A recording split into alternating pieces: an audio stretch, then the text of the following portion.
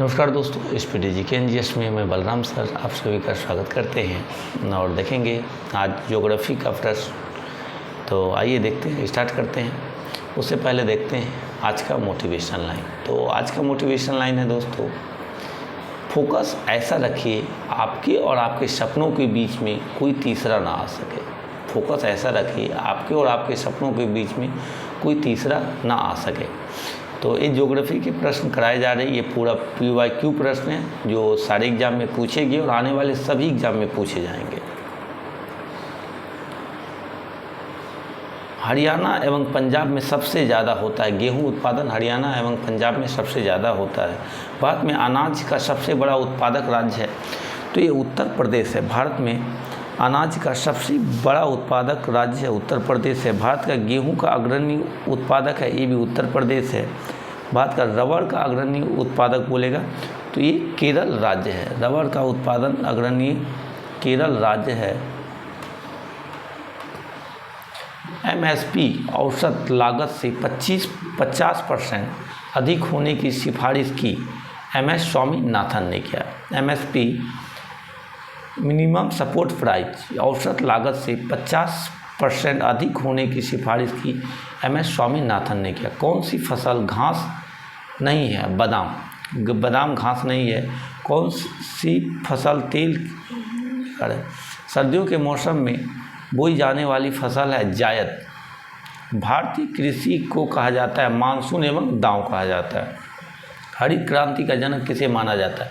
MS Swaminathan को माना जाता है। हरित क्रांति का जनक किसे माना जाता है? MS स्वामीनाथन को माना जाता है। पीली क्रांति किसके उत्पादन वृद्धि से है? तिलहन उत्पादन की वृद्धि से है। मार्च में जून में उगाई जाती है। मार्च जून में ग्रीष्मकालीन फसलें उगाई जाती है। मार्च जून में कौन सी फसलें उगाई जाती है? ग्रीष्मकालीन फसलें उगाई जाती है। उत्तर पूर्वी भारत में झूमी खेती का नाम है झूम कृषि। अनाज वाली फसल नहीं है, शीशम नहीं है। अनाज वाली फसल नहीं है तो शीशम नहीं है। फसलों को नियमित अंतराल पर की जाने वाली पानी की सप्लाई सिंचाई कहलाता है। भारत में श्वेत क्रांति का जनक कौन है? डॉक्टर वर्गीस कुरियन है। भारत में श्वेत क्रांति का जनक कौन है? डॉक्टर वर्गीस कुरियन है। अरबी शब्द खरीफ का अर्थ है पतझड़ है। अरबी शब्द खरीफ का अर्थ है पतझड़ है। कौन सी फसल जायद की फसल नहीं है? सरसों जायद की फसल नहीं है। शहद के उत्पादन से संबंधित क्रांति है स्वर्ण क्रांति है। शहद के उत्पादन से कौन सी क्रांति संबंधित है? तो स्वर्ण क्रांति संबंधित है। भारत में मसालों का बगीचा किस राज्य को कहा जाता है? तो केरल राज्य को कहा जाता है। भारत में मसालों का बगीचा किस राज्य को कहा जाता है? केरल को कहा जाता है। कौन सा श्रम गहन में उद्योग है? चाय है। केंद्रीय सार्वजनिक क्षेत्र उद्यम महारत्न है NTPC। NTPC का फुल फॉर्म होता है नेशनल थर्मल पावर कॉरपोरेशन होता है। NTPC का फुल फॉर्म होता है नेशनल थर्मल पावर कॉरपोरेशन। इसका मुख्यालय नई दिल्ली में है। सार्वजनिक क्षेत्र के अंतर्गत नहीं आता। किसको सार्वजनिक क्षेत्र के अंतर्गत नहीं आता है?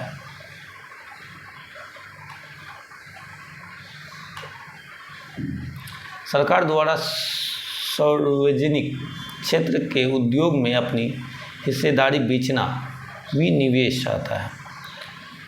ऑपरेशन फ्लड का संबंध किससे है? भारत के डेयरी उद्योग से संबंधित ऑपरेशन फ्लड का संबंध। केंद्रीय सांख्यिकी संगठन द्वारा औद्योगिक उत्पादन सूचकांक की गणना की जाती है मासिक की जाती है। भारत की सबसे बड़ी पवन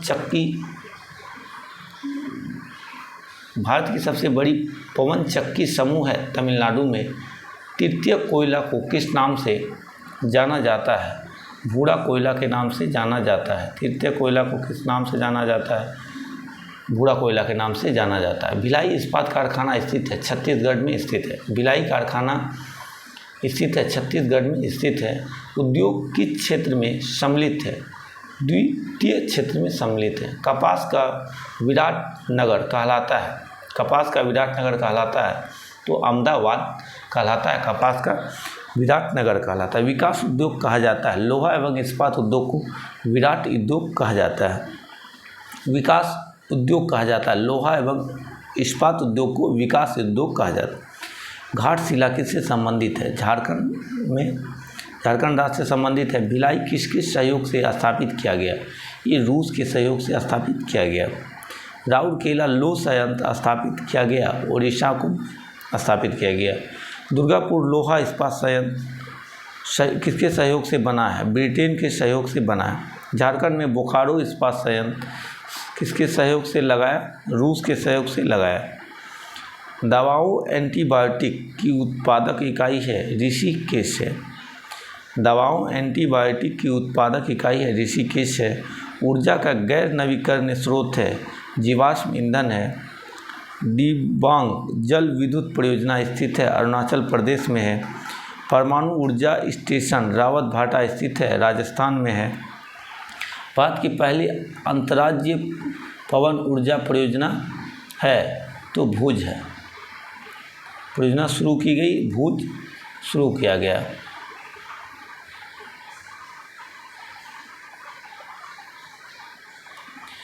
काकड़ापाड़ा नाभिकीय ऊर्जा संयंत्र स्थित है गुजरात राज्य में स्थित है। काकड़ापाड़ा नाभिकीय ऊर्जा संयंत्र स्थित है, ये गुजरात राज्य में स्थित है। भारत में भूतापीय ऊर्जा संयंत्र स्थित है जम्मू एवं हिमालय में।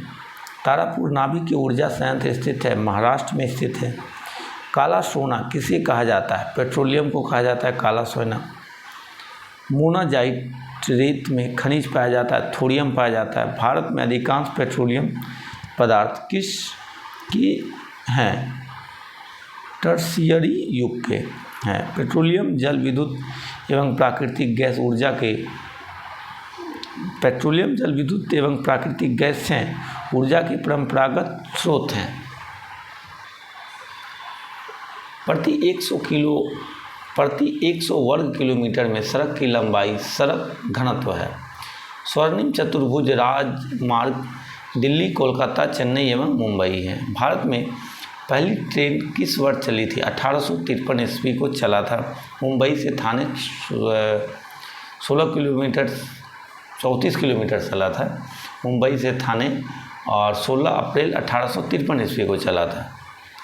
राष्ट्रीय राजमार्ग 2 दिल्ली से जाता है कोलकाता। किस राज्य में सबसे अधिक हवाई अड्डे हैं? तो गुजरात राज्य में सबसे अधिक हवाई अड्डे। मुंबई और अहमदाबाद के बीच हाई स्पीड रेल लिंक स्थापित करने में सहयोग करता है जापान में करता है। महाराष्ट्र, कर्नाटक, गोवा एवं केरल से होकर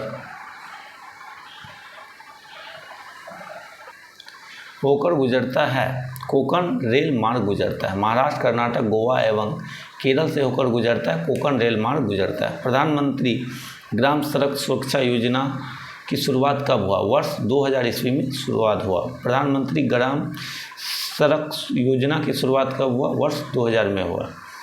ग्रैंड ट्रंक रोड का निर्माण किसने किया था? शेरशाह सूरी ने किया था। ग्रैंड ट्रंक रोड का निर्माण किसने किया था? शेरशाह सूरी ने किया था। सीमा क्षेत्र में सड़क का निर्माण करती है BRO करती है। भारत में सबसे लंबा एक्सप्रेसवे आगरा लखनऊ एक्सप्रेसवे है। जापान के सहयोग से स्थापित सबसे नया शिपयार्ड है कोच्चि शिपयार्ड है। कोच्चि शिपयार्ड है। कच्छ की खाड़ी के मुहाने पर स्थित बंदरगाह है कांडला बंदरगाह। कच्छ की खाड़ी के मुहाने पर स्थित बंदरगाह है कांडला बंदरगाह है। भारत में सबसे बड़ा शिप यार्ड वाला बंदर है का कोचीन है। जनसंख्या घनत्व सबसे कम है अरुणाचल प्रदेश। बाल लिंगानुपात किस उम्र तक का होता है? 6 वर्ष तक का होता है। भारत में मुस्लिम आबादी का कुल प्रतिशत है 14.2% है। सबसे ज़्यादा जनसंख्या घनत्व किस राज्य का है? ये अपना बिहार राज्य का है। किस राज्य की साक्षरता दर सबसे अधिक है? तो ये केरल का है। भारत की जनगणना 2011 कौन सी थी? तो ये 7वीं थी। सर्वाधिक आबादी वाला केंद्र शासित प्रदेश है दिल्ली है। परिवार नियोजन कार्यक्रम की शुरुआत कब हुआ? 1952 ईस्वी में हुआ। सर्वाधिक लिंगानुपात वाला राज्य केरल है। और सर्वाधिक आबादी वाला केंद्र शासित प्रदेश तो ये दिल्ली है। दुनिया का सबसे तेज़ी से वृद्धि करने वाला शहर है मलप्पुरम है। मलप्पुरम है। किस जिले की साक्षरता दर सबसे कम है? दंतेवाड़ा जिले की साक्षरता सबसे कम है। स्थिर जनसंख्या वृद्धि की अवधि है 1921 से 1952। स्थिर जनसंख्या वृद्धि की अवधि है 1921 से 1952। जनसंख्या वृद्धि दर सबसे अधिक है बिहार में। भारत में पहली आर्थिक जनगणना कब की गई? 1977 में। भारत में लिंगानुपात में वृद्धि दर्ज की गई 1981 में किया गया। 1000 पुरुषों पर महिलाओं की संख्या लिंगानुपात कहलाता है। कितनी महिलाएं हैं? सबसे कम लिंगानुपात किस राज्य का है? ये हरियाणा राज्य का है। भारत की साक्षरता दर है 74.04% है। भारत में राष्ट्रीय जनसंख्या आयोग की स्थापना की गई है 11 मई 2000 ईस्वी को किया गया है।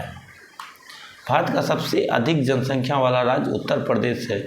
2001 की जनगणना की तुलना में प्रतिशत वृद्धि है 17.5%।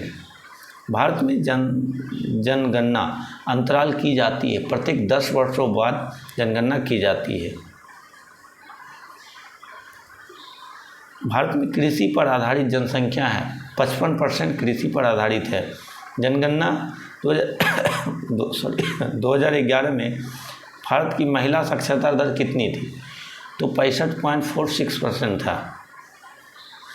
विश्व धरोहर स्थल रॉबिन द्वीप किससे संबंधित है? नेल्सन मंडेला से संबंधित। पाकिस्तान सरकार द्वारा राष्ट्रीय धरोहर घोषित किया गया पंचतीर्थ को राष्ट्रीय धरोहर घोषित किया गया। स्टैच्यू ऑफ यूनिटी किसकी मूर्ति है? तो सरदार वल्लभ भाई पटेल की मूर्ति है स्टैच्यू ऑफ यूनिटी। तो मिलते हैं दोस्तों नेक्स्ट वीडियो में। वीडियो अच्छा लगे तो चैनल को सब्सक्राइब कीजिए, लाइक कीजिए, कमेंट कीजिए, शेयर कीजिए। धन्यवाद।